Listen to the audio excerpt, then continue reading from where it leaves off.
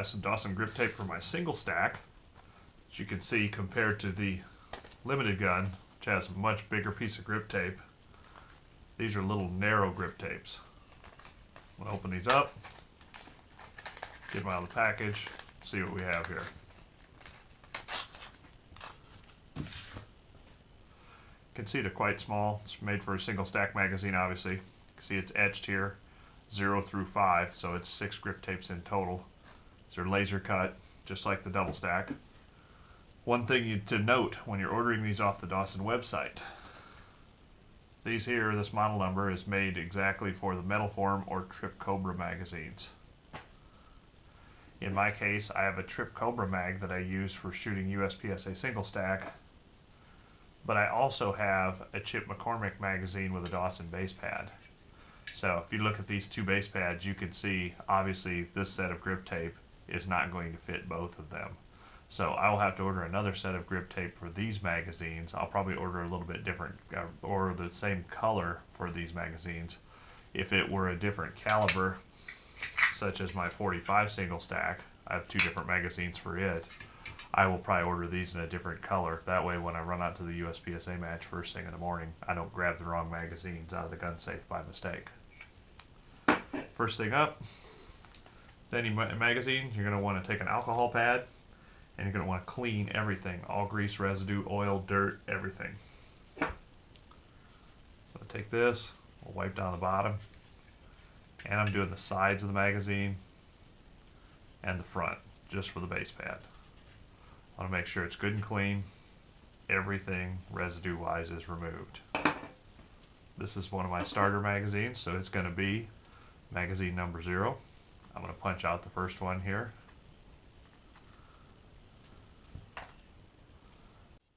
Okay, sometimes when you punch these out, things are going to happen. The center of the number may come out.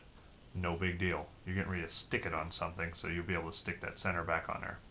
So we're going to take this big piece, peel the backer off of it, and we're going to carefully line it up on the bottom of the magazine so it is centered right on the base plate, right where we want it. If you set it on there gently, you can move it around with the edge of your fingers pretty easily. Once it's exactly where you want, just press it all down good and tight.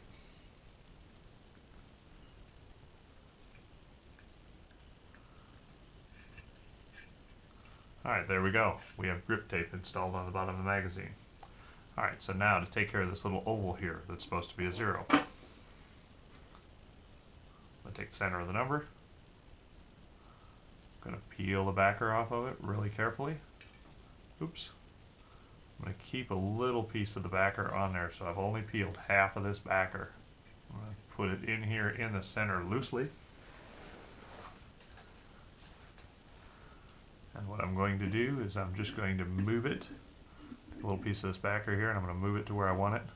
I'm not doing this with my fingers because I don't want to get a bunch of residue off my fingers or anything on the back, because I don't want this small little piece to fall out a month from now. Alright, as you can see, press down nice and tight, and we now have magazine number 0 done. Okay, repeating the process for 5 more times, we end up with a completed project that looks like this. You can see here this one that had the red base pad on it. The red tape does not show up real high contrast for a 0, but I know that the red magazine is the magazine I start with. The remainder of the magazines all have silver base plates on them like this, and the red tape was a good choice because it shows up real well. For the single stack project, after repeating the process 5 times, I now have 5 nice Trip Cobra mags.